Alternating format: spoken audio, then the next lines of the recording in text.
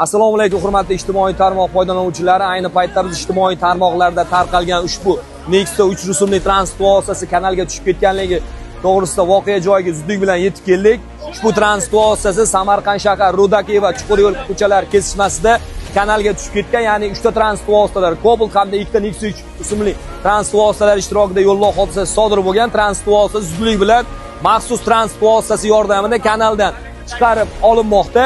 Holat bo'yicha yo'l transport hodisasi oqibatida ushbu transport vositasining haydovchisi tibbiyot birlashmasiga yotqizilgan, boshqa fuqarolarga tan jarohati yetmagan. Ushbu holat bo'yicha Samarqand shahri bo'yicha ichki ishlar organlari faoliyatini muvofiqlashtirish boshqarmasi, jamoat xavfsizligi xizmati, yo'l harakati xavfsizligi bo'limi tomonidan dastlabki surishtiruv ishlari olib borilmoqda. Barcha haydovchilardan bu kabi holatlardan o'zlariga kerakli xulosa chiqargan holda transport vositasini boshqarish davomida tezlikni me'yoridan oshirmasdan yo'l harakati qoidalariga amal qilib avtomobil boshqarishlarini so'raymiz.